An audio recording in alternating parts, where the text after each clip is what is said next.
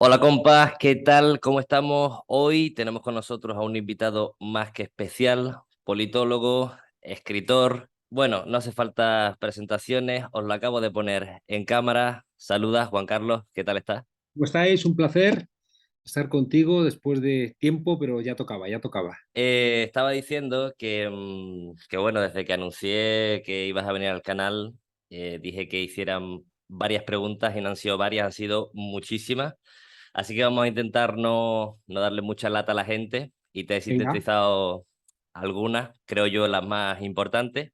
Pero antes de entrar con los audios de Ferreras, que es lo que se ha hablado muchísimo en este último mes, sobre todo, a mí una pregunta, cuando yo hablo de política con alguien, me gusta preguntarle sobre cómo se politiza. Es decir, ¿en qué momento dices tú hay algo mal en la sociedad y hay que hacer algo para cambiarlo? O sea, ¿cuál es tu momento clave en tu vida que tú dices, joder, aquí hay que hacer algo, ¿sabes? A mí me pasó pronto, porque yo me crié, mi compañero de colegio era hijo de uno de los militares de la Unión Militar Democrática, entonces lo detuvieron porque tenían preparado, en caso de que a la muerte de Franco hubiera una involución, otra vez hacia la dictadura, en seguimiento de la Revolución de los Claveles de Portugal, tenían preparado un contragolpe en los cuarteles, bueno, pero uno de ellos se asustó, denunció, los detuvieron, casi los fusilan. Entonces, claro, cuando eres un niño, 10 años, ¿no? Y detienen al padre de tu mejor amigo, que es una persona encantadora, y le pregunto a mi amigo Ignacio, ¿y por qué han detenido a tu padre? Y me dice, porque Franco es un hijo de puta, ¿no? Entonces empiezas a preguntarte ahí, a ver qué está pasando ahí, ¿no? Entonces ahí empezó una politización que nos llevó, bueno, la madre de él estaba en el Partido Socialista Popular de Tierno Galván, pues empezamos ahí a acercarnos, bueno, ya después en el colegio, por esa politización siempre digo a mis alumnos que te construyen tus enemigos, ¿no? Entonces, el defender posiciones en un colegio en Argüelles, ¿no? De izquierdas, pues te contraponía con los hijos de los militares que estaban allí, muchos de ellos muy comprometidos con el franquismo, eh, años de la transición, confrontaciones, muchas que te van construyendo, ya digo, una conciencia y la determinación de que mi espacio tenía que ver con la política. Como me fui de casa muy pronto, claro, yo dije que estudiando ciencias políticas, a ver cómo coño iba a vivir. Y entonces decidí hacer económicas como mi amigo Ignacio, ¿no? Estuve ahí 3 años en económicas, pero fui profundamente infeliz. Me iba espectacularmente bien en algunas asignaturas y otras me iba espectacularmente mal, sobre todo porque eran incapaces de explicarme qué tenía que ver lo que me estaban contando con la realidad. Y eso me llevaba a chocar y al final de tercero dije, me voy. Y tomé una decisión importante en mi vida que fue dejar económicas y hacer políticas y sociología, bueno, pues que eso fue también un cambio sustancial donde me llevó de lleno, ¿no? A una reflexión sobre las sociedades que con lo que yo traía ya, pues me obligó a seguir insistiendo, ¿no? En esa politización, ¿no? Coincidió también el debate sobre la OTAN, que eso me llevó también a empezar a militar en Izquierda Unida el año que se funda. Estuve ahí durante mucho tiempo colaborando, pero también el propio agotamiento de esa formación pues me llevó a América Latina, donde seguí también con procesos de aprendizaje, siempre con un pie en la práctica y un pie en la teoría. Y luego ya también cansado de la experiencia latinoamericana, porque también tenía sus propios límites, regresé a España, publiqué un libro sobre la transición, un libro con una mirada que llevaba muchos años dándole vueltas, ¿no? Porque la transición que nos habían contado no encajaba, ¿no? Con el país de mierda que teníamos, ¿no? No, si la transición era tan maravillosa, ¿por qué nuestro país no era tan maravilloso, ¿no?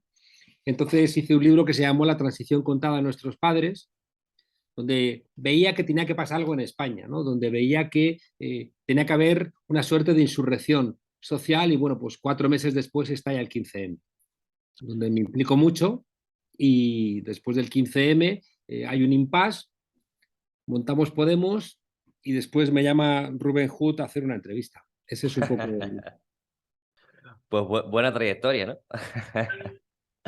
A ver, yo hablo de esto sobre el tema de la politización porque yo, realmente, yo me politizo ya pasados los 20 y Mm, cuando entro en círculos politizados, veo que muchas veces las conversaciones que se tratan o las propuestas que se hacen es como que están alejadas de lo que realmente puede pensar una persona que no ha estado politizada durante toda su vida, que tiene unos pensamientos propios del sistema, ¿no? De la adquisición de mercancías, el consumismo, el pan y el circo, el entretenimiento.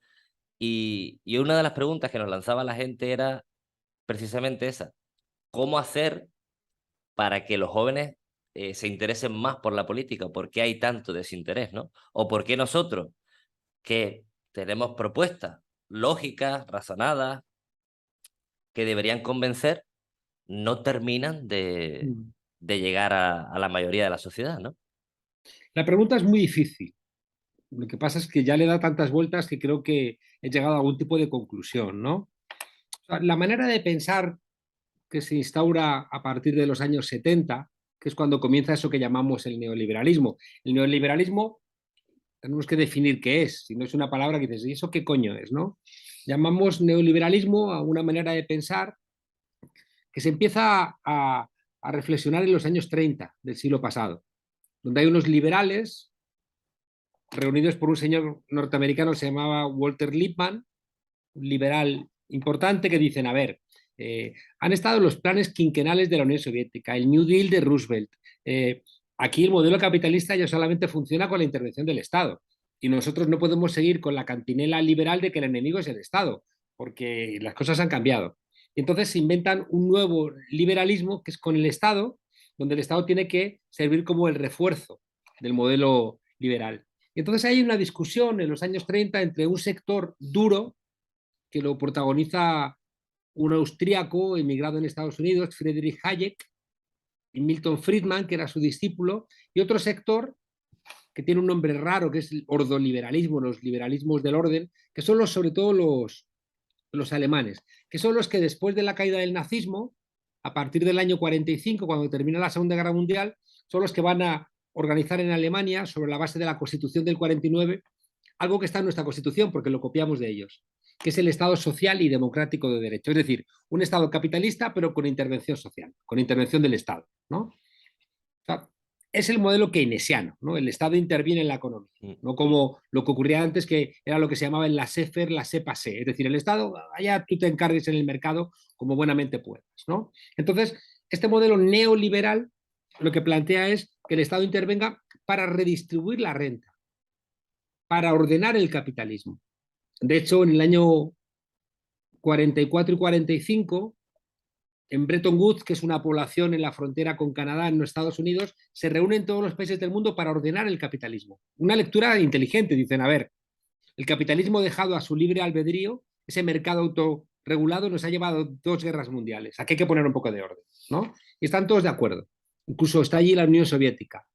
Y deciden, bueno, establecer en el mercado global una serie de reglas. Sobre todo, ordenar las monedas y la vinculación de las monedas entre sí. Para eso se ponen todos de acuerdo en que no le van a dar a la maquinita de hacer dinero si no tiene un respaldo en oro. O sea, que si tú quieres emitir pesetas, tenías que comprar oro para poderlas emitir. Tú fijabas la moneda respecto del dólar. A su vez, el dólar estaba fijado respecto de la onza de oro. Y todos se comprometían a intervenir los bancos centrales si la moneda subía, se evaluaba o se devaluaba, ¿no? Y ahí más o menos se creó el Fondo Monetario Internacional y el Banco Mundial, que inicialmente eran dos organismos inteligentes para prestar dinero a países en apuros o para financiar procesos de industrialización a largo plazo. Digamos que salimos de la Segunda Guerra Mundial un poco de izquierdas, sobre todo porque la derecha se había hecho nazi y fascista y habían perdido. Esto sabes dónde se ve muy claro en la Declaración Universal de los Derechos Humanos del 48, que es roja. Tú la lees ahora y parece bolchevique. Mm. Ahí, por ejemplo, hay un derecho humano que es el derecho a un mes de vacaciones, como derecho humano, ¿no? Para una persona joven dice, no jodas, ¿no? Tengo como derecho humano un mes de vacaciones, ¿no? Entonces, ese gran, ese gran acuerdo, ¿no? Del año 45 se va a dinamitar en los años 70. Y entonces, en los años 70, cuando el modelo keynesiano no funciona, es la guerra del Yom Kippur, suben los precios del petróleo, como ahora, se genera mucho desempleo, aparte con unos precios muy altos, cae la productividad, hay también presiones muy fuertes por parte de la izquierda y en algunos lugares lucha armada, son los procesos de descolonización en África, el Che Guevara por ahí, ¿no? También empujando, ¿no? Para procesos de liberalización de los países, liberación, no liberalización, de liberación de los países. Entonces, en ese contexto, digamos que el modelo keynesiano, que era el que se había puesto en marcha después de la Segunda Guerra Mundial y que lo defendían los liberales y los socialdemócratas, eso se hunde. ¿Y quién vienen? Vienen los que habían perdido el debate en los años 30. Hayek, diciendo, no, no, no, esto no vale. Aquí hay que poner unas nuevas normas. Esto que habéis hecho vosotros de intervenir redistribuyendo la renta, regulando el mundo del trabajo, esto no vale, ¿no? Esto de las empresas públicas. Y entonces, en ese momento, deciden poner en marcha lo que conocemos como neoliberalismo. Apertura de fronteras, es decir, antes no podía sacar el dinero del país y entrar mercancías era complicado. De repente son los tratados de libre comercio. Todos los países se abren. No a las personas, ¿eh? Fíjate, los 47 muertos apaleados en la valla de Melilla, ¿no? Recientemente. A las personas no, pero los bienes y las mercancías y los servicios, el dinero sí. Se venden todos los bienes públicos. Es el comienzo de la desprivatización que en España comienza el Partido Socialista, ¿no? Y que después completa Aznar y luego lo termina de cerrar Zapatero, ¿no? Es el proceso también de desregulación del mundo laboral. Por eso la reciente reforma laboral, ¿no?, de Yolanda Díaz era la primera vez en 20 años donde había una reforma que no perdíamos derechos. No es que sea la bomba, pero por lo menos es una reforma donde se mejoran cosas y no se pierden derechos. Y como último elemento, es una economía financiera y se deja también al capital hacer lo que le dé la gana.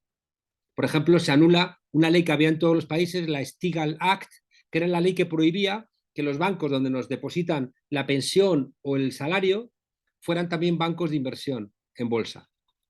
¿Para evitar qué? Para evitar lo de las preferentes, ¿no? Lo de los amigos de Rivera, ¿no?, en Ciudadanos. Es decir, que un abuelo tenía la pensión y le decía el del banco, en el cual el abuelo tenía confianza, o la abuela le decía, vamos a colocar tu dinerito aquí que te va a dar todos los meses 200 euritos, ¿no? Y perdieron todo el dinero, ¿no? Eso estaba prohibido, pero en el proceso de desregulación se permite que se ponga en marcha. Bueno, el neoliberalismo es eso.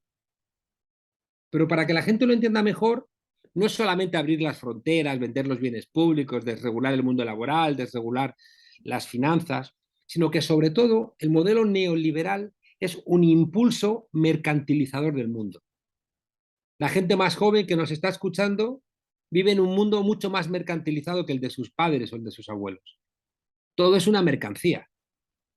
Comer, beber, estudiar, el ocio, el sexo, el deporte, la amistad, por supuesto el transporte, porque el modelo keynesiano había desmercantilizado y los neoliberales remercantilizan todo, ¿no? Entonces se genera un sentido común, que eso es lo más importante que la gente que quiera entender el modelo neoliberal tiene que pensar. El modelo neoliberal es un sentido común, es una manera de estar en el mundo. ¿Que consiste en qué? Hablaba el otro día con un estudiante y me decía, joder, es que yo invertí mucho en mí mismo estudiando no sé qué, ¿no? Que eso es la frase típica del modelo neoliberal que criticaba Foucault. Decía, no, no, es que el modelo neoliberal nos hace que nos pensemos todos a nosotros mismos como empresas, donde vivimos invirtiendo en nosotros mismos y en competencia todos contra todos, ¿no? Y llegamos a la conclusión final, porque quien no ha vivido la alternativa piensa que el mundo es así, una guerra de todos contra todos.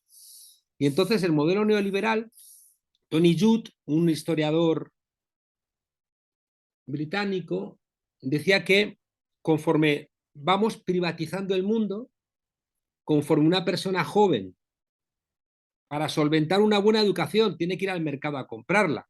Y dependiendo del dinero que tenga, comprarán, no él, sino sus padres, una educación mejor o peor. Comprará una sanidad mejor o peor. Irá de mierda en el metro o podrá tener un transporte más decente. Es como cuando viajarás ahora, el que tiene pasta viaja en AVE y que no tiene que viajar en autobuses incómodos, ¿no? Entonces, claro, cuando tú de repente el Estado no te cuida sino que tienes que echarte al mercado a luchar por servicios básicos, la idea de la ley va diluyéndose en tu cabeza, va debilitándose y en su lugar queda la fuerza, porque es la fuerza quien te va a dar a ti una buena educación, una buena vivienda, es decir, se va haciendo un caldo de cultivo para la violencia, que ahí es donde va a crecer la extrema derecha, ¿no? Entonces, bueno, todo esto para tu pregunta es, claro, una persona joven lo expresó Frederick Jameson en una frase: es más fácil imaginar el fin del mundo que el fin del capitalismo. Una frase que luego le roba Zizek, ¿no? Es una asusta viejas, pero eso es otra discusión, ¿no? Entonces, claro, una persona joven dice: es más fácil imaginar el fin del mundo, un cataclismo, un meteorito, el calentamiento global, y se va toda la mierda, antes que pensar un mundo alternativo. Y una cosa más, Rubén. La derecha, en este contexto de sálvese quien pueda, te invita a la fiesta del consumismo. Te invita a decir: tú puedes consumir, ¿no? O sea, tú deja de pensar en estabilidad. Olvídate de comprar una casa, olvídate de... Entonces, el dinerito que tengas es para consumir, en ropa, en bebida, en fiestas, en viajes low cost, donde te creas la imaginación de que eres un potentado, ¿no? No tienes casa, no tienes posibilidad de montar una familia, vas a quedarte en casa de tus padres hasta los 30 o más, tener hijos dices: no puedo porque me empobrezco, pero como tienes un cierto nivel de consumo low cost de fiesta, ¿no? Claro.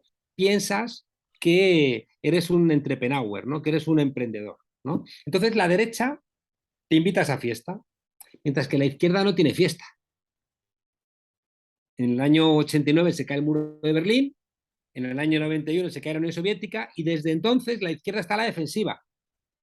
Que no me quites este derecho, que no me subas el precio de la universidad, que no me quites este tren, que no me subas el transporte, que no me alargues la atención primaria o la lista de espera, ¿no?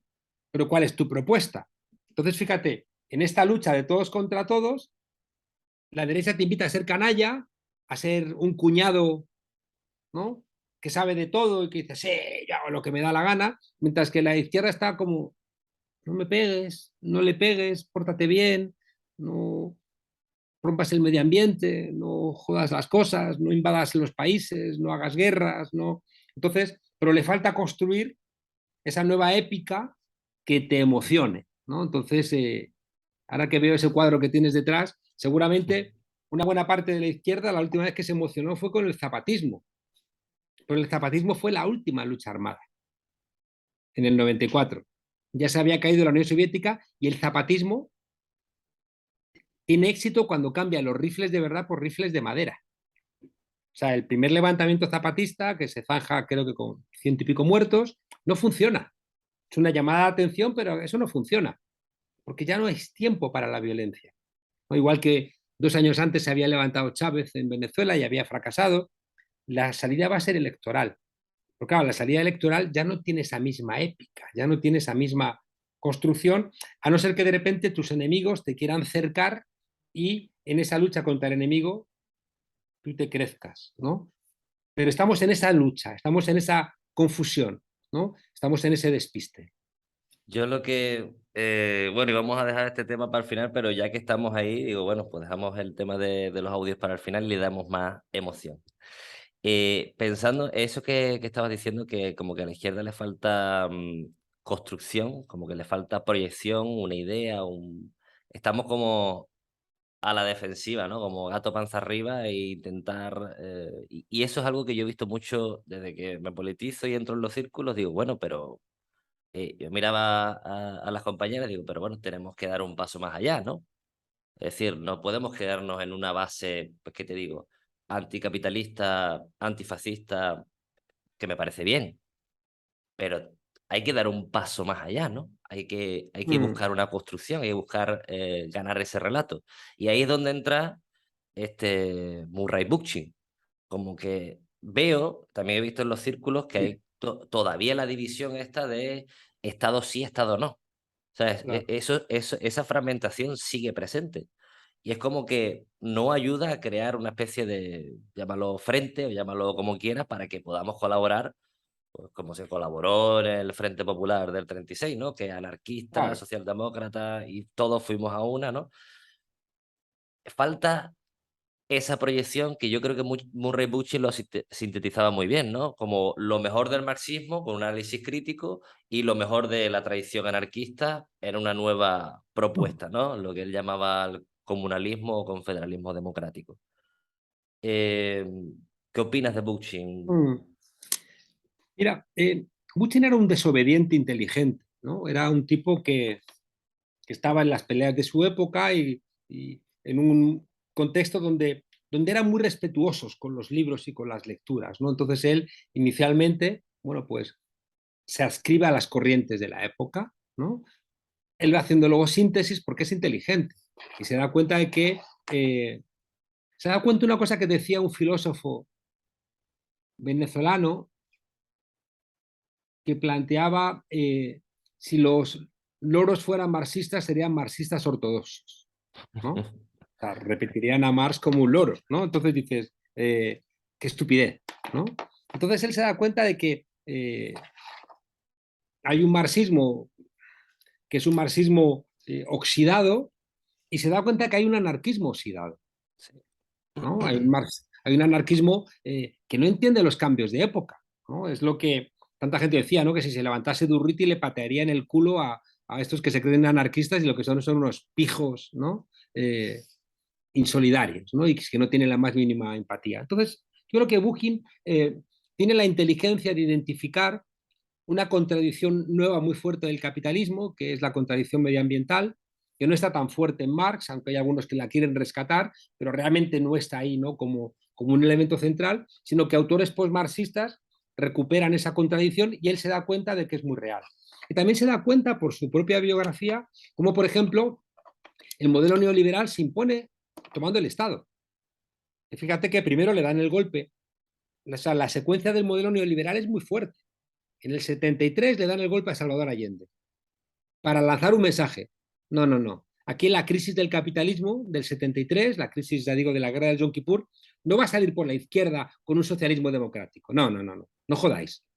El socialismo tiene que ser el soviético para que dé miedo y en la Guerra Fría haya una trinchera y esté en un lado el socialismo soviético y en otro lado los demócratas. Claro, si me creas una tercera vía real de un socialismo democrático, me rompes este esquema, ¿no? Y por tanto, Nixon dice, hay que acabar con Allende porque, claro, este es un marxista demócrata, ¿no? Y además es un doctor, ¿no? Que viste con terno, no lo puedo presentar, ¿no? Como un peligrosísimo, ¿no? Enemigo de la civilización occidental. Entonces en el 73 se cargan a Allende, en el 78 eligen como papa a un tipo de extrema derecha, que era Juan Pablo II, ¿no? Un polaco resentido, que es el, por ejemplo, el que va a cargarse la teología de la liberación, que viene del Concilio Vaticano II, de Juan XXIII, que es el que instaura la Iglesia de los pobres. Y de ahí van a salir en España muchos curas de izquierdas, en zonas populares, en toda España, en Vallecas, en Valencia, en Bilbao, en todos, en Barcelona, curas que están viviendo en las zonas humildes, incluso que militan en el Partido Comunista, y en América Latina que incluso van a llegar hasta la guerrilla. Juan Pablo II se carga la teología de la liberación y pone en su lugar al Opus Dei, una secta que ahora mismo, hace un par de semanas, que no ha salido en los medios de comunicación, el Papa Francisco le ha retirado el privilegio que le había entregado Juan Pablo II, porque el Opus Dei es una secta que utiliza su poder, ¿no? Para, pues eso, para hacer dinero y para adoctrinar, ¿no? Entonces, fíjate, 73 golpe contra Allende, 78 Juan Pablo II, 79 Margaret Thatcher, que ya se hace con el aparato del Estado, una lucha brutal contra los sindicatos. En el 80, Ronald Reagan, en el 81 Helmut Kohl, y en el 82 ya se incorpora tanto la supuesta izquierda o el progresismo latinoamericano con Miguel de la Madrid, que era del PRI, y da un giro al PRI mexicano, ¿no? Corriéndolo de una manera durísima en el 82 hacia la derecha, y Felipe González en España, ¿no? También está Clinton, etcétera, ¿no? Entonces, quiero con esto plantearte que Buchin se da cuenta de que el aparato del Estado no es que sea, como plantearía Hegel, la máxima eticidad, no es ese Estado que plantean los socialdemócratas, ¿no? Diciendo que el Estado es la maravilla, no. El Estado está lleno de trampas, tiene más trampas que una película de chinos, ¿no? O sea, el Estado tiene muchas inercias. El Estado está atravesado por la huella que le han dejado todos los que han ganado históricamente las batallas históricas. El Estado es una condensación Una de relación las social, batallas. ¿no? La defines Claro, tú. claro, es una relación social, pero lastrada por los que han ganado las huellas. Yo pongo un ejemplo siempre. 5 energúmenos violan a una niña ebria, la manada. Y el Estado, que son los jueces, narran en el auto judicial una violación, pero luego le acusan de abuso sexual. Incluso uno de los jueces dice, no, es que la chica disfrutó, ¿no? No se opuso y demás, ¿no? Claro, hay la inercia del Estado. ¿Quién ha ganado las batallas históricas en el Estado en España? ¿Los hombres o las mujeres? Pues los hombres. Cuando una mujer iba a la comisaría a decir, me ha violado mi marido, el comisario le pegaba un bofetón y decía, la vete a tu casa y haz caso a tu marido, ¿no? Entonces, no, o sea, esa batalla la perdían siempre las mujeres. O sea, el aborto es del año 95, si mal, 92, 95. En España las mujeres no podían abrir una cuenta hasta el año 77, se la tenían que abrir sus padres, sus maridos, sus hermanos, ¿no? Entonces, la sentencia de la manada es ese estado lleno de inercias, de selectividades, que dice algún autor, que le hace que solventen mejor unos temas que otros. Pero ¿qué ocurre? Que las mujeres se enfadan y salen a la calle. Es decir, cambia la correlación de fuerzas. Y hay una presión muy fuerte y entonces obligan a cambiar el Estado. Es decir, el Estado, y ahí Bugin se da cuenta también de esto, el Estado no es el Estado marxista clásico, que es una herramienta sin más del capital, sino que el Estado está lleno de inercias, es decir, el Estado es un Estado conservador, capitalista, blanco, patriarcal, pero con otro cambio, con otra correlación de fuerzas, puedes atraerlo como un factor de transformación de cuestiones. En tanto en cuanto cambie la sociedad y entonces incluso la propia concepción del Estado sea innecesario y solamente haga falta la administración de las cosas, ¿no? Hagan falta semáforos, pero no hagan falta policías, por poner un ejemplo, ¿no? Aunque es una utopía, ¿no? Entonces, claro, en ese contexto, yo creo que autores como Bugin dicen, bueno, yo no voy a confiar en el Estado porque mis lecturas anarquistas me han hecho entender que el Estado es peligroso. Rubén, hay una frase que leí recientemente que me encanta, ¿no? Un proverbio chino que dice, da igual por donde subas a la montaña, desde arriba la vista es la misma. Pero da igual que subas desde el anarquismo, desde el marxismo, desde la teología cristiana, desde el catolicismo crítico, desde... Si el camino es correcto, desde arriba la vista es la misma. Y desde arriba la vista, ¿no?, de un anarquista honesto es que el Estado es una herramienta, pero el Estado es peligroso. Porque el Estado siempre es jerárquico, siempre. Porque el Estado, por ejemplo, siempre diferencia entre trabajo intelectual y trabajo manual. Para trabajar en el Estado tienes que ser licenciado. Y por tanto ya hay, o sea, en la propia concepción del Estado ya hay elementos que son jodidos, ¿no? Que son elementos. Entonces, es una herramienta que la necesitamos, pero con cuidadito. El Estado tiene jueces que vienen de tradiciones muy conservadoras, tiene militares que tienen tanques y pistolas. En el Estado hay economistas del Estado, en el Estado hay diplomáticos. Es decir, hay una serie de cuerpos funcionariales que vienen atravesados, ya digo, por esas inercias y por tanto hay que ser cuidadoso con el Estado. Es ingenuo pensar que, por ejemplo, que porque tú ganas el gobierno, ganas el poder del Total, Estado. Es una total. estupidez, ¿no? Eso que decían algunos marxistas, no, yo me monto en el Estado y es como un coche, y dependiendo de quién está, giras a la derecha o giras a la izquierda. Giras a la derecha y haces así, y giras sin problema. ¿Quieres girar a la izquierda?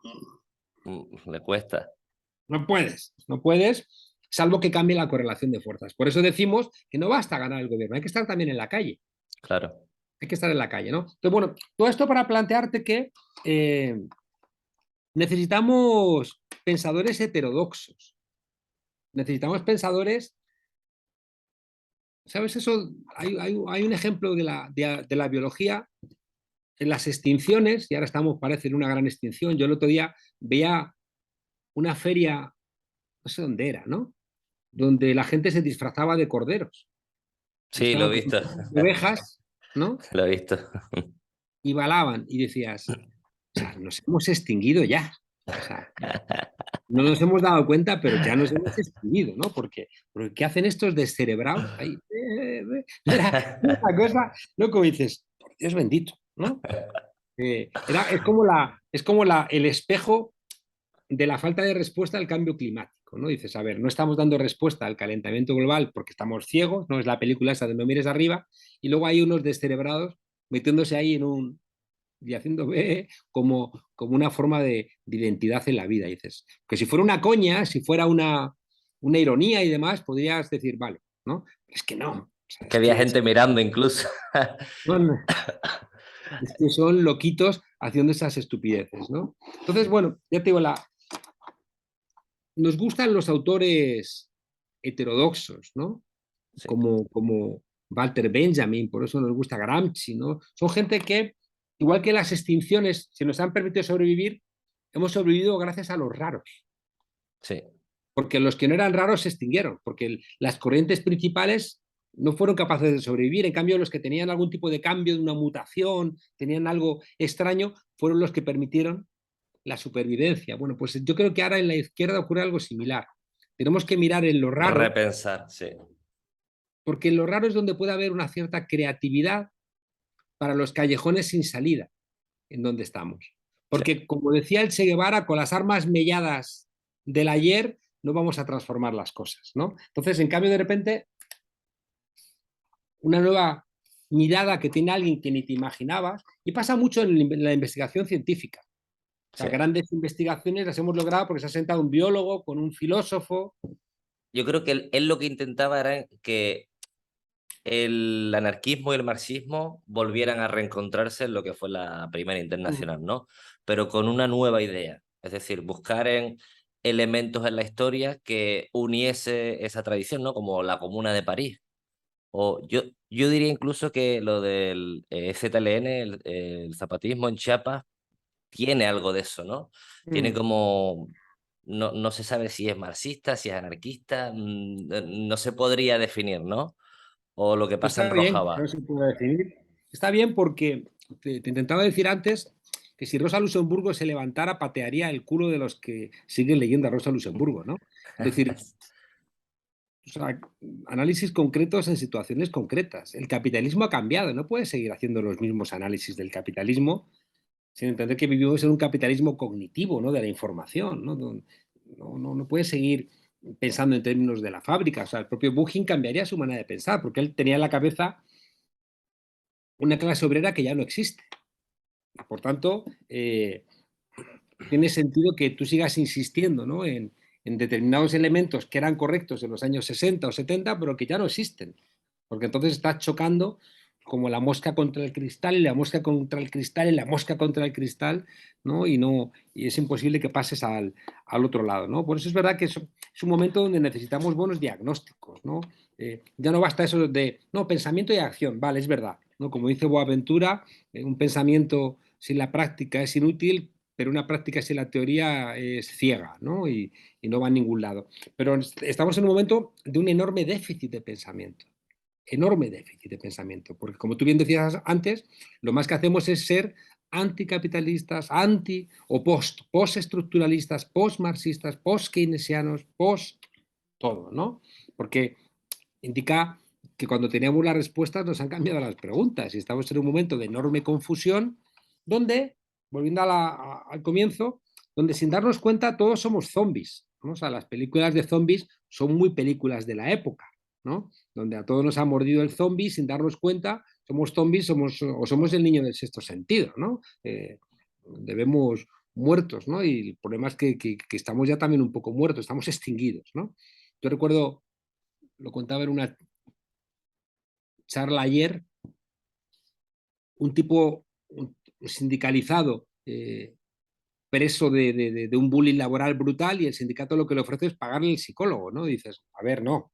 O sea, no se trata de eso, ¿no? Se trata de luchar contra la opresión que hay ahí, ¿no? No que, o como esta psiquiatría que la respuesta a los problemas que tienen la gente joven mentales los quieren solventar empastillándoles, ¿no? Decir, no, no, oiga, es que la enfermedad, igual que la fiebre, ¿no? O igual que el dolor, son expresiones de un cuerpo que está enfermo y lo que busca es solventar las causas, no solamente que le des aspirina o paracetamol, ¿no?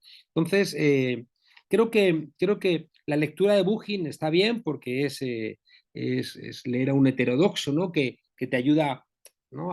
A cruzar rayas, a cruzar caminos, pero seguramente hay que ir todavía un poquito más allá, ¿no? Entonces, yo creo que hay grandes intuiciones de él, ¿no? Todo el tema del comunalismo. El Estado, tenemos que pensar en diferentes niveles, ¿no? El nivel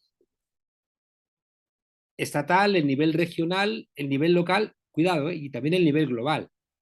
Es decir, hoy no vamos a encontrar soluciones, Rubén, eh, si no nos integramos en estructuras supranacionales democráticas. O sea, lo mejor de lo que nos está pasando ahora mismo en Europa eh, es lo mejor y lo peor. Es decir, Europa que se ha reencontrado a sí misma después de la pandemia, que ha hecho cosas espectaculares, es decir, que un rico alemán de 50 años se haya tenido que esperar para ponerse la vacuna, que esté vacunado un pobre griego de 80, eso es la hostia, ¿no? Porque indica o que se hayan compartido los recursos, ¿no? Y que se haya terminado esa ventaja que tenía Alemania de que ellos les cuesta los créditos gratis, mientras que los demás tenemos que pagarlo en virtud del riesgo país. El que se hayan mancomunado las deudas creo que también es espectacular. Tiene también otro problema, que luego nos vamos todos juntos, ¿no? A la guerra en Ucrania, y eso también tiene sus problemas. Pero por eso digo que la supranacionalidad es importante, la ONU es importante, es lo que puede frenar a la OTAN, la ONU, ¿no? Pero también tenemos que lograr que esas supranacionalidades sean democráticas. Igual que hay que lograr que la zona más ligada a la gente, que es la zona comunitaria, la zona municipal, también sea democrática. Claro. Para que no se haga cierto eso que se dice pueblos pequeños, infiernos grandes, ¿no? Es decir, un pueblo pequeño dominado por estructuras reaccionarias se convierte en un maldito infierno, ¿no? Entonces, ya digo, tenemos que ir transitando. Yo vengo diciendo, hace 10 años escribí un libro que se llamaba El gobierno de las palabras, política para tiempos de confusión, donde yo ahí veía que había cambiado el mundo, o sea, que los marcadores de certeza de nuestros mayores ya no servían, que los presupuestos de la izquierda ya no servían, que no servía poner el retrovisor, que había que ir hacia adelante, que no había que seguir intentando recuperar a la defensiva, no sé muy bien qué del pasado que no le interesa a nadie. Sí. Podemos nace con esa lectura, diciendo, no, no, es que no se trata de seguir reivindicando la vieja izquierda, es que estamos en otra. Es que un autónomo es un esclavo del siglo XXI. Y no puedes pensar que el autónomo, como es un empresario, es un cabrón, ¿no? Y que por tanto está explotando a alguien, ¿no? Se está explotando a sí mismo, ¿no? No, claro, no estás, claro, si crees que porque es autónomo es un empresario, no estás haciendo una lectura correcta de la realidad, ¿sabes? De la misma manera que cuando yo me fui a ver la cooperativa de Mondragón, vi que estar en una cadena de montaje es una mierda, aunque sea una cooperativa. Estás 8 horas montando lavadoras y eso es una mierda. O sea, que dices, no, que cooperativa, que la cooperativa está ahí como, ay, qué bien es. No, no, no. O sea, trabajar, como dice Isaac Rosa, cansa, ¿no? Por tanto, ya digo, creo que hay que leer, por supuesto, toda la tradición de la izquierda para evitar los errores propios de la izquierda, ¿no? Ahí hay una reflexión importante que tiene que ver con lo que planteabas de Bugin. En este libro que digo que publiqué hace 10 años, El gobierno de las palabras, política para tiempos de confusión, yo planteaba una cosa que me di cuenta también desde la práctica, y era que teníamos que reconciliar las tres almas de la izquierda. Es decir, que el divorcio entre reforma y revolución había sido un desastre, ¿no? Porque reforma, al renunciar a la revolución, sobre todo los partidos socialdemócratas, se habían convertido en meros gestores del sistema, que al final no diferenciabas entre la socialdemocracia y la derecha. Decía Margaret Thatcher, mi gran obra es Tony Blair. No son las Malvinas ni partirle la columna vertebral a los sindicatos, mi gran obra es Tony Blair. Entonces, cuando Reforma pierde de vista a Revolución, se convierte en gestora, pero cuando Revolución pierde de vista a Reforma, está ignorando los logros, los alcances, las victorias y de alguna manera pretende convertir una cosa que tiene que ser excepcional, que es el momento revolucionario, hacerlo constante, ¿no? Cuando la gente luego también quiere tomarse su descanso, ¿no? Entonces, revolución, de alguna manera, al renunciar a la reforma, se convierte en algo que vas cada vez más lejos cuanta menos tripulación portas, ¿no? Como cuando mandan a la perrita laica al espacio, ¿no? Puedes mandar la nave muy lejos, pero no hay nadie detrás, no te siguen las masas. Y por tanto, cuando revolución renuncia a reforma, al final tienes que convencer a las masas a fuerza de violencia, ¿no? Como ocurrió en los países del este. Y yo añadía que reforma y revolución tienen que también reconciliarse con rebeldía, porque rebeldía es la primera víctima de la lucha dentro de la izquierda. Es Bakunin contra Marx, Eso es es Trotsky contra Stalin, es Rosa Luxemburgo contra Lenin, ¿no? Son los zapatistas contra la izquierda clásica mexicana. Entonces, rebeldía es el pensamiento anarquista, que es horizontal, que es espontáneo, que es menos jerárquico, pero que también tiene el problema de la falta de estructuras. Es decir, que el pensamiento anarquista es un pensamiento generoso, pero que no suele ser operativo. claro, ¿No? eso es lo que dice Bookchin. Bookchin dice, el problema no es la institución, ¿no? Porque se aboga por eso, por la supresión de la institución. Si el problema no es la institución, sino qué tipo de instituciones vamos a crear en este mundo nuevo que queremos hacer, ¿no? Y esa es la falta de estructura es lo que es la principal crítica que le hace Bookchin al Claro. anarquismo. No, no, queremos asambleas, queremos democracia directa, queremos que el ¿Sabes por municipio qué? sea... Porque hay una parte de la izquierda que no quiere gobernar. Y dices, me parece cojonudo, ¿no? Y quieres gobernarte solamente a ti mismo. Por eso a veces un anarquista puede caer en un libertario norteamericano, ¿no? En un egoísta. Es decir, que un tipo como Antonio Escotado, ¿no? Un tipo con el Mm, cual yo tuve mucha relación, un tipo anarquista en su juventud, milita en el Partido Comunista, pero en el fondo él es un anarquista. Pero claro, cuando se hace más mayor, termina apoyando a la extrema derecha, ¿no? En su concepción libertaria, ¿no? En su concepción, yo no quiero que nadie me imponga límites de nada, porque yo soy muy listo y no quiero que nadie me ponga límites de nada. Al final, no te das cuenta de que la sociedad no está compuesta de seres inteligentes y autosuficientes como tú, sino que hay gente que arrastra muchas inercias, ¿no? De todo tipo que no le permiten a la sociedad partir en condición de igualdad de oportunidades porque no hay una igualdad de capacidades, ¿no? Entonces, para que haya una igualdad de capacidades en la sociedad y no sea la perpetuación de las desigualdades, tiene que haber una inteligencia colectiva que intervenga en lo social y que a ti te limite un poco tu libertad. Y yo lo entiendo, que te joda, que tu libertad se limita un poco, ¿no? Entonces, la izquierda tiene que entender que como está operando contra la libertad de individuos, tiene que ser cuidadosa para no terminar de sacrificar la libertad del colectivo, que es el riesgo de la izquierda, ¿no? Por eso te decía que inyectar anarquismo en reforma y en revolución me parece que es siempre muy positivo, porque sí, tanto reforma como revolución tienen una tendencia a las jerarquías, a la verticalidad, a la ausencia de pesos y contrapesos. En cambio, el anarquismo tiene una cercanía con el pensamiento liberal donde está peleando contra las monarquías absolutas. Es decir, la división de poderes es una idea anarquista, aunque se presenta como una idea liberal. O sea, la división de poderes es, oye, que nadie tenga mucho poder. Eso encaja perfectamente con el pensamiento anarquista. Mientras que un socialista, un comunista dirá, no, no, yo quiero mucho poder porque voy a arreglar el mundo. Cuidado.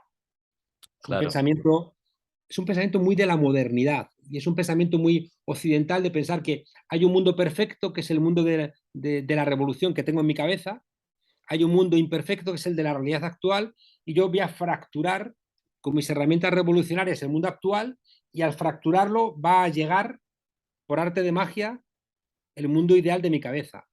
No, no es verdad, ¿no? O sea, y el riesgo de que tú hagas una fractura revolucionaria y lo que venga es el terror es alto, ¿no? Y por tanto, a lo mejor tenemos que pensar fórmulas más de trabajar en las grietas del sistema y que las democracias sean más deliberativas, las revoluciones sean más deliberativas. Decía uno de mis maestros, Jesús Ibáñez, tipo muy lúcido, en la Facultad de Políticas y Sociología de la Complutense, tipo que nos enseñó, a mí me enseñó muchas de las cosas que sé, ¿no? Sobre todo a pensar. Él decía que la antesala de toda revolución es una gran conversación.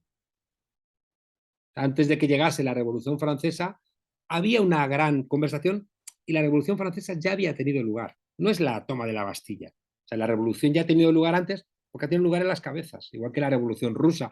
No es en el 17, es antes, Claro. ¿no? Sí. Pues bueno, hablando de reforma y revolución, la pregunta, que yo creo que lo que hay que hacer es que intentar que se den la manita y vayan las dos, ¿no? Yo creo que esa es la discusión, creo yo, que tiene que tener la izquierda, ¿no? Y en torno a eso, Se una den de la las manito, preguntas, como dicen en América Latina, la, se la, den la ma- manito. la ¿Cómo manito, la manito. traduces? Tú sabes que en la traducción inglesa de Cien años de soledad, cuando dicen miércoles, ¿no? Que es mierda, pero en vez de decir, se dice en Colombia dicen miércoles. Entonces en la traducción inglesa es Wednesday, ¿no? O, o en la traducción alemana es Mittwoch, ¿no? Dices, ¿qué dicen esto, no? No, no, para traductore, traditore. Bueno, perdón, que se dé la manita, sí. Eso, la manita. Y bueno, hay mucha gente que ha sido o que es un poco escéptica con este proyecto de Yolanda Díaz y Sumar. Y es la pregunta que más me han hecho. O sea, ¿cuál es tu opinión con respecto al proyecto este Sumar de Yolanda Díaz? Tiene que ver con lo que antes ibas a preguntar y no terminaste de contar de los audios, ¿no? O sea, está muy vinculado, ¿no? Podemos surge en 2014, después del 15M, cuando el 15M eh, está perdiendo cierto impulso y entendemos que es el momento de convertir todo ese vapor social en una fuerza política que se presenta a las elecciones, ¿no? Porque en el análisis que hicimos entendíamos que, aprendiendo de América Latina, lo que realmente asusta al poder es que tengas herramientas, ¿no? Que tengas el mando de las Fuerzas Armadas, que tengas el mando de la economía, el mando del BOE, del Boletín Oficial del Estado. Entonces entendimos que había que presentarse, ¿no? Y frente a una izquierda que no quería gobernar porque se manchaba las manos, entendimos que había que montar un partido político. Al principio como que no le hacen mucho caso, da un poco lo mismo, incluso como suben las audiencias, incluso pensaban que podía perjudicar al PSOE, hay cierta presencia mediática de Podemos, pero claro, cuando de repente en las primeras elecciones saca 1,5 millones de votos y las encuestas empiezan a plantear que es la primera fuerza en España, el sistema dice hay que acabar con estos, ¿no? Y una, empieza un ataque desmesurado. O sea, proscriben a Podemos. Es decir, una fuerza política que tiene 5 millones de votos, los poderes de España dicen que esa fuerza política no tiene que existir. Los audios que han salido recientemente es una suerte de documentos desclasificados en tiempo real. No hay que esperar 20 años, 30 años a que se mueran los actores para que los servicios secretos puedan contarnos, ¿no?, sus fechorías, sino que en tiempo real, por azares de la vida y por el personaje que es Villarejo, se han hecho públicos y se han desclasificado esos documentos. Y ahí vemos a Villarejo hablando con la ministra de Defensa y secretaria general del Partido Popular diciendo, son unos hijos de puta, Monedero el fundamental, vamos a arruinarles la vida. O aquello de yo voy a matar, ¿no? Nosotros somos los que matamos a Monedero. Sí, pero Desde ese fíjate, día es claro, increíble. es, es la lectura que hacen es Monedero era el mayor de Podemos, era el profe de muchos de ellos y por tanto vamos a acabar con Monedero y así vamos a acabar con Podemos, que era una lectura torpe y que explica por qué empiezan conmigo, ¿no? Y por eso, como hay una coordinación de ataques, ¿no? Donde sale una denuncia en un digital de extrema derecha, no tiene una denuncia que era que yo había hecho un trabajo y una consultoría antes de que existiera Podemos para hacer la tuerca, ¿no? Donde es verdad que hay una cosa que hice mal, que era hacerlo a través de una empresa cuando tenía que haberlo hecho eh, a través de una declaración personal, ¿no? Solo me di cuenta de que no está bien y lo cambio, ¿no? Pero hay un ataque brutal coordinado, ¿no? Hay que acabar con Monedero. Y hay acusaciones de manos limpias, luego todo se archiva, pero da lo mismo. ¿no? Entonces me acusan de malversar Hacienda, me acusan asociaciones de comisarios de policía, porque en un libro de 2011, este libro que te planteé de la transición contada a nuestros padres, yo cuento que la Guardia Civil y la policía distribuyó heroína durante la transición, cosa que es absolutamente... Bueno, pues me denuncian, y aparecen las portadas, me acusan de falsificar mi currículum, es decir, me atacan me dicen que me escondo en el metro, es decir, empiezan ataques, ¿no?, por todos los lados para intentar también minar mi situación y también para debilitar mi posición pública. No te matan como en Colombia, pero te intentan matar civilmente, ¿no?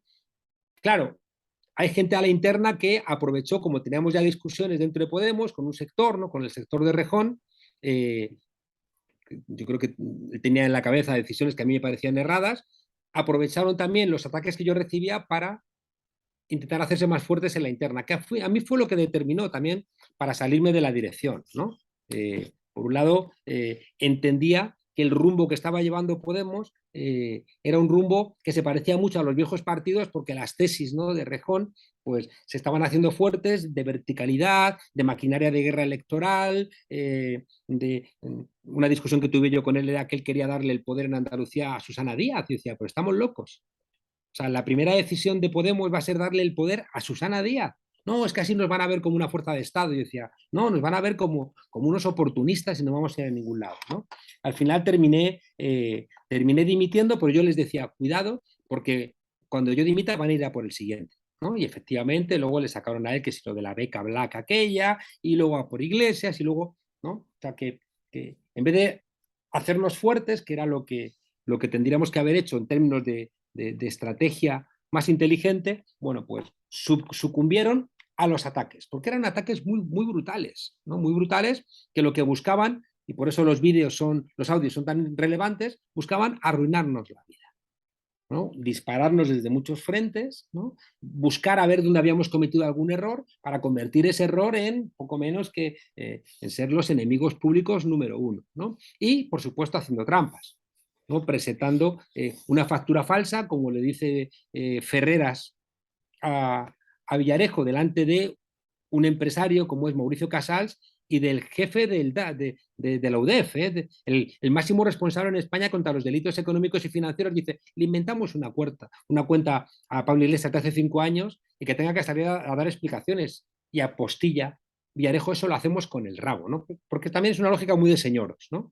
Todo esto que estaba ahí ocurriendo. Entonces, escuchamos que el periodista de la izquierda, que es Ferreras, dice, sí, sé que la factura esa de las Islas Granadinas, con ese dinero que supuestamente le ha pagado Maduro a Pablo Iglesias, sé que es falsa, pero yo te voy a contactar en directo igual y la voy a dar, ¿no? Y además nosotros, como tú decías antes, cuando les damos una hostia, dice textual, les hacemos daño porque como pasamos por ser un canal de izquierdas, entonces ahí tienes como ya todo el esquema contra Podemos, ¿no? Es decir, cuando de repente nos ven como un problema, cuando de repente ven que podemos gobernar España porque sacamos 5 millones de votos, Izquierda Unida 1 millón, juntos tenemos 6 millones. Sánchez ha gobernado con 5.300.000 votos. Ahí el Estado profundo en España dice hay que acabar. Pero ya no es que lo diga Monedero o lo diga Iglesias, es que lo dice Dolores de Cospedal, secretaria general del Partido Popular, en conversación con Villarejo. Hay que arruinarles la vida. Y ponen en el aparato del Estado a Cristóbal Montoro, a la ministra de Defensa, a Soria, ministro de Industria, ¿no? Ponen a todo el aparato del gobierno a acabar con sectores de Podemos. Uno se encarga de Monedero, bueno, de Monedero se encargaban todos al comienzo, ¿no? Pero otros se encargan de Vicky Rosell, como ocurre con Soria, otros se centran más en Iglesias, otros se van a centrar más en Errejón al comienzo, luego a Errejón lo dejan en paz cuando ya deja de ser Se, preocupante, ya le dejan en paz, cuando se somete, ¿no? ¿no? Bueno, cuando desempeña otro papel, ¿no? Y entonces ahí como que le dejan en paz. Entonces, claro, fíjate, creo que lo de los audios es muy relevante porque tenemos sectores que hacen acusaciones falsas, comisarios que le dan entidad a la denuncia, jueces que asumen esa querella como si tuviera indicios, periodistas que señalan ya a Podemos como culpable en los medios, políticos que van a llevar esa querella al Parlamento para magnificarla, periodistas que van a salsear con esa querella en las tertulias ad infinitum, ¿no? Entonces al final dices, ¿por dónde me escapo? Si hay policías que se inventan pruebas, periodistas de la izquierda que dicen que estos son los malos, políticos que se encargan todos los miércoles en las preguntas parlamentarias en insistir en este tipo de cuestiones. Persecución constante. O sea, ayer decían los descerebrados de OK Diario que yo me estaba tomando una cerveza en el Rodotón, que me voy a tomar un café con magdalenas, descerebrados, ¿no? O sea que, entonces, me invitaron al foro social que tiene el Rototón, que es una cosa maravillosa, y siempre hay estos chivatos, soplones, ¿no? Que te graban en todos sitios y luego lo publican, ¿no? Les voy a mandar un caganer porque es lo que falta que publiquen de mí, ¿no? Monedero consumiendo de lo lindo en un centro comercial y estoy con una bolsa de tela de mierda, monedero se esconde en el metro, monedero en un restaurante, monedero bebiendo cerveza de lo lindo y ponen fotos del incendio a 100 y pico kilómetros en Castellón y yo, y ponen el incendio, monedero en vez de estar apagando el incendio está tomando cerveza. Es como dices, claro, pero fíjate que este ataque, ¿no? O todos los días delante de la casa de Pablo Iglesias, ¿no? O todos los días acusando a Irene Montero, o todos los días Fatal. acusando a Chenique. Entonces, claro, ¿qué ocurre? Que después de, ¿no? de 8 años, pues al final los líderes de Podemos se resienten. Hombre, ¿Cómo no se van a resentir? tiene que ser, o sea, como sentiste, y tiene que ser una ansiedad, ¿no? Bueno, pues al Constante, principio ¿no? hay ansiedad y luego ya al final te da lo mismo. O sea, a mí la última que dice un juez, ¿no? Donde le han señalado a sus superiores que cuidado, que podía estar prevaricando, y que lo obliga a cerrar un caso porque es prospectivo y me abre otro caso diciendo que tengo 92 cuentas, ¿no? Y que tengo 86 cuentas en triodos y demostré, ¿no? Que tengo 2 cuentas. Y dices, oiga, vamos a ver, ¿cómo puede usted filtrar, usted o la UDEF, que son los dos que tienen esta información, cómo pueden filtrar a los medios de comunicación que en un auto usted plantea que tengo 86 cuentas cuando es evidente que tengo 2? ¿No? O sea, ¿para qué da este titular? Bueno, para este titular, lo que pasa es que ya este titular ya es de risa. Ningún periodista serio se lo ha creído. Ningún periodista serio se lo ha creído. Pero es verdad que pues te va debilitando, ¿no? Y esto nos lleva a Yolanda. Es decir, que al final Pablo Iglesias también pues es un líder golpeado, le han disparado muchas flechas, se presenta a las elecciones en Madrid, no saca el resultado que esperaba, aunque mejora sustancialmente el resultado, y decide dejar la política y entiende en un proceso mejorable. Decide que Yolanda es la mejor candidata y la señala como la que debe ser vicepresidenta y la candidata de una lista, ¿no? Lo que pasa es que, claro, eso se tendría que haber hecho de otra manera, más deliberativa, para que Podemos hubiera tomado la decisión en discusión con Yolanda, Yolanda se hubiera explicado, Yolanda le hubiera dicho a Podemos, yo quiero ir por aquí, yo quiero ir por allá, pero todo eso no ocurre, sino que es Pablo el que la señala, ella termina aceptando, acepta ser vicepresidenta, acepta, ¿no? La posibilidad, pero ella no se siente concernida por lo que le mande Podemos, porque dice, oye, yo no soy militante de Podemos, yo no he llegado a ningún acuerdo de Podemos, simplemente Pablo me ha señalado, yo he aceptado y yo ahora no tengo por qué rendir cuentas. Creo que toma alguna decisión equivocada, como el acto de Valencia, donde invita a la Colau, invita a Mónica García, invita a Mónica Oltra, que está todo muy bien, ¿no? Pero no invita a nadie de Podemos. Yo, Está muy bien. una de las preguntas que hicieron fue, o que dijeron era eso, ¿no? El alejamiento un poco del partido y de los círculos. Esa fue una de las Claro, cosas que también sí, marcaron. sí. Sí, ahora termino lo de Yolanda porque creo que es relevante y te cuento eso, ¿no? Yolanda intenta sumar, ¿no? Todos los rotos de estos años, porque también uno de los golpes fuertes que recibe Podemos es que se alimenta su división. Hay una cena en casa de un conocido periodista donde hay un conocido demoscópico del PP que le dice a Íñigo Errejón, si te presentas a las elecciones vas a desbancar a Podemos. Y entonces él toma la decisión, pese a que sea el candidato, era el candidato elegido por Podemos, con 11 personas liberadas, en vez de cortarle el cuello en la asamblea que él pierde, se le nombra para que sea el candidato de la Comunidad de Madrid y él, utilizando esos 11 liberados, pagados por los militantes de Podemos, monta otro partido con Manuela Carmena, la cual se ha disculpado, él todavía no. ¿Y qué saca Errejón? Un diputado, el suyo, ¿no? Que es una cosa como dices. O sea, para eso le has quitado casi 15 diputados a Podemos, porque los poquitos votos que él sacó eran justo los que hacían falta para que Podemos hubiera sacado 15 diputados más, hubiera sacado más escaños que Vox, ¿no? Pero, claro, ahí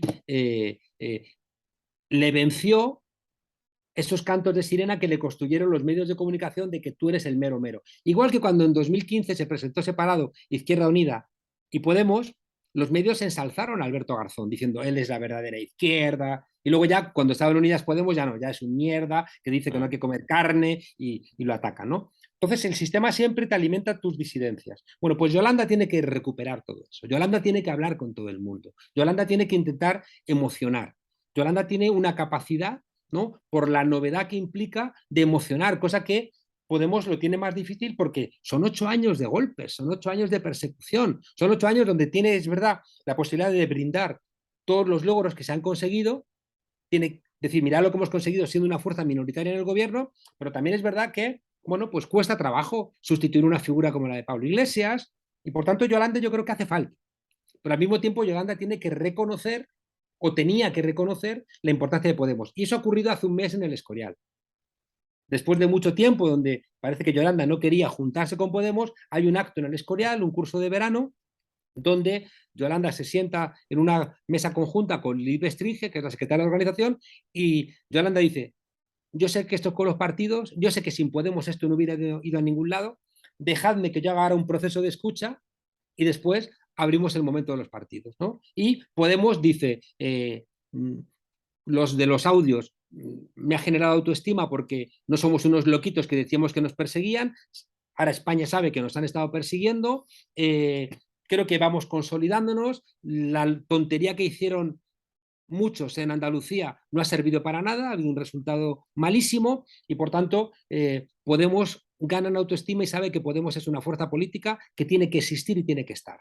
Y por tanto lanzamos la idea, primero lo hace Andalucía, nos vamos a presentar a las municipales con nuestro nombre y después Podemos dice nosotros vamos a existir como fuerza política, no nos vamos a diluir en ningún sitio. Entonces, tanto Yolanda como Podemos dicen, cada uno está en su espacio.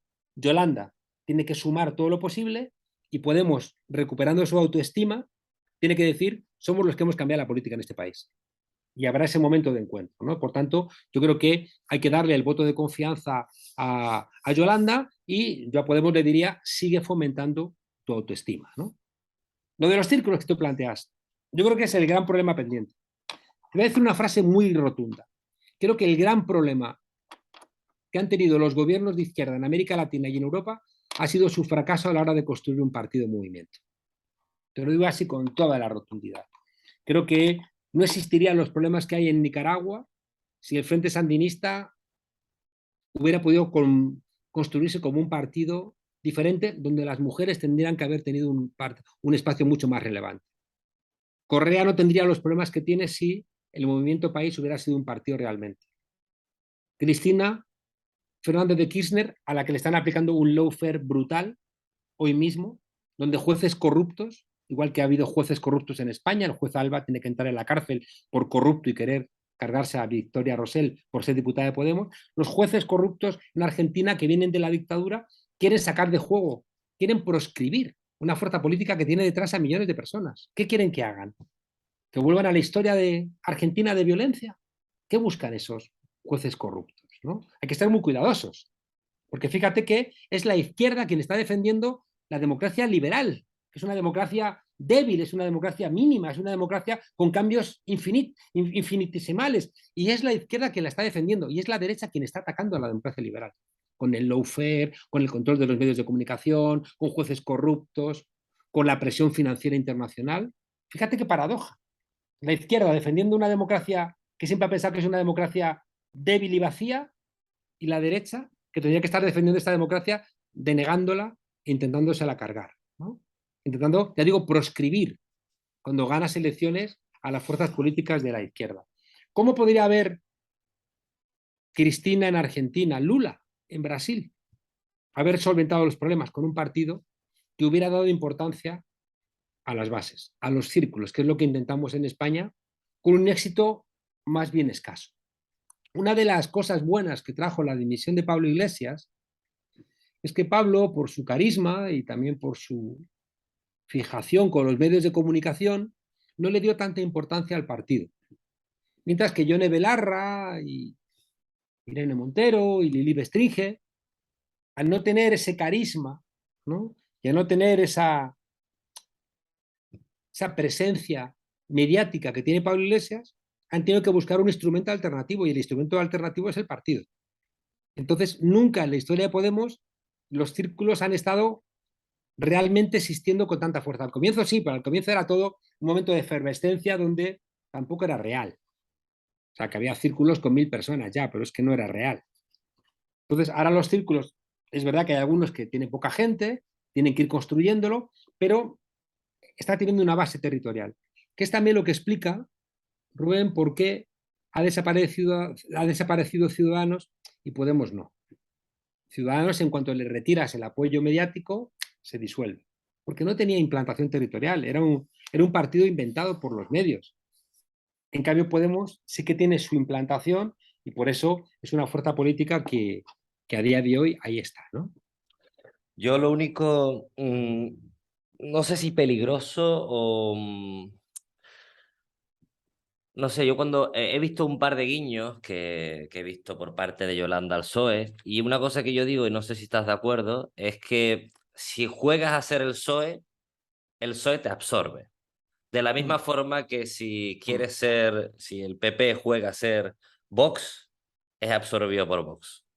Entonces yo, como consejo, diría que si a este proyecto que quieren llamar Sumar quiere jugar a ser el PSOE o a ir de colega con el PSOE, va a haber una parte muy importante que se va a oponer. Eso que lo tenga clarísimo este proyecto Sumar, ¿no? Yolanda, como ve tu programa, seguramente eh, te, te- te- te está escuchando y creo que ella lo sabe, ¿no? O sea, en el equipo que asesora a Yolanda, pues hay gente de diferentes sensibilidades, ¿no? Y yo estoy de acuerdo contigo en que tiene que ser muy cuidadosa con las sensibilidades con las que ya discutimos en Podemos en su momento, ¿no? Con lo que se llamó el rejonismo, que pensaba que pareciéndote al PSOE, la gente te iba a votar. Y no es verdad. No.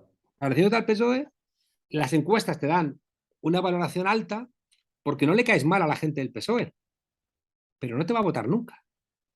Cuando la obligación de la izquierda es ser infiltrados en gobiernos mediocres.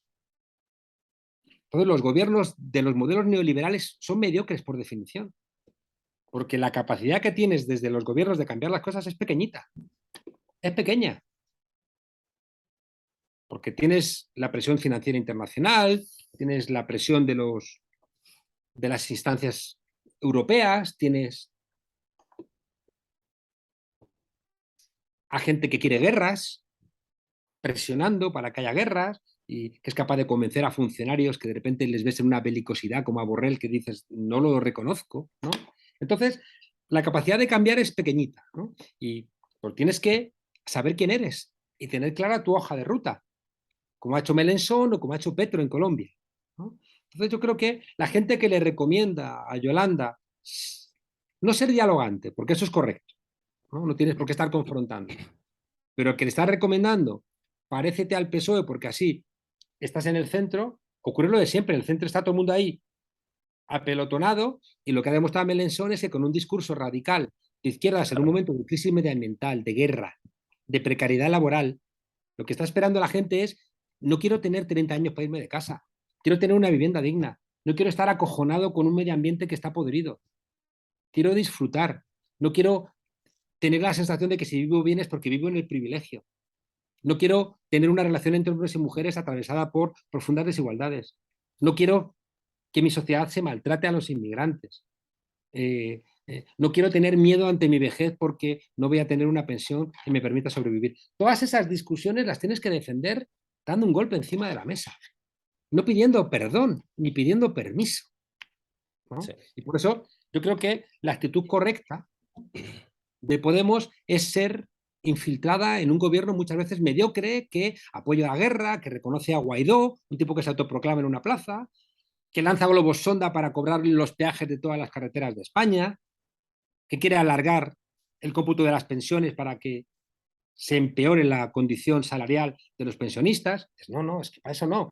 Otra cosa es que necesitemos gobernar con el Partido Socialista, pero si el Partido Socialista va a hacer políticas de derechas, que pacte con el PP, Sí, que hagan una claro. gran coalición como en Alemania y ya veremos entonces los demás cómo nos organizamos, ¿no? Pero pretender que vas a ocupar el espacio del PSOE moderándote, no, eso no tiene sentido. Entiendo. Eso no va a ningún lado. Bueno, Juan Carlos, se me han quedado muchísimas preguntas en el tintero, pero muchísimas de crecimiento, peak oil, cambio climático, profundizar un poco más sobre el tema Ferrera, preguntas sobre si se tomarán acciones legales con respecto a este tema, muchísimo. O sea que, como bien digo, la persona que viene al canal normalmente viene forzada a venir una segunda o una tercera vez.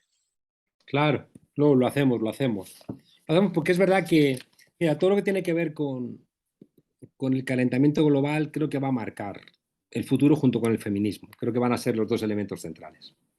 Y los dos elementos son la mayor impugnación del modelo capitalista y de la derecha y la extrema derecha. El feminismo tiene una respuesta global a las propuestas de la derecha de un modelo de familia autoritaria. Ellas tienen un modelo de familia inclusivo, ellos tienen un modelo de propiedad exclusiva, ellas tienen un modelo de propiedad común, ellos tienen un modelo de nación excluyente, ellas tienen una idea de nación que te cuide, ¿no? Basada en los cuidados, y por tanto el feminismo impugna, ¿no? Esa idea viril, autoritaria, de cuñados, ¿no? Que expresa la extrema derecha y que al final, bueno, pues es violenta y es guerrera, ¿no?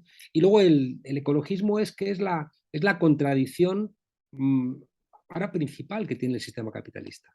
Si siempre ha sido la contradicción capital-trabajo la principal, ahora ha surgido, está surgiendo una contradicción que es superior, porque es que niega la vida, ¿no? Entonces, como niega la vida, la contradicción capital-trabajo está subordinada a que vivamos, porque es que si no podemos vivir porque no hay posibilidad de supervivencia, desaparece, ¿no?